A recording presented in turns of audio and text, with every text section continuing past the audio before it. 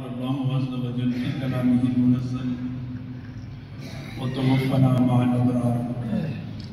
صدق الله العظيم وصدق رسوله النبي الكريم الأمين ونحن على ذلك لمن الشاهدين والشاكرين والحمد لله رب العالمين. علماء کرام، حاضرین گرامی مرتبت، وقت تطویل کا تقاضا نہیں کرتا بلکہ وقت پیار، اختصار اور ایثار کا تقاضا کرتا ہے۔ میرے علم میں یہ بات آئی ہے کہ حضرت میر افضل قادری صاحب رحمۃ اللہ تعالی علیہ دنیا سے جانے سے پہلے جو کلمات ان کی زبان سے محفوظ ہوئے وہ ہدیہ درود و سلام کی شکل میں تھے۔ بس میں اتنی بات عرض کرنا چاہوں گا،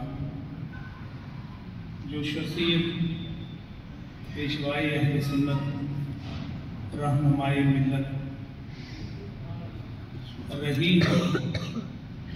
اور جس کے سینے پر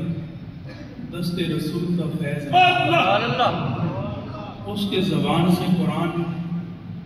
اور نبی کا فیضان جاری رہا ہو تو دنیا سے جاتے ہوئے ہدیہ درود و سلام بھی جاری رہا۔ جب دوبارہ اٹھیں گے تو میرا وجدان کہتا ہے کہ دوبارہ اٹھنے تک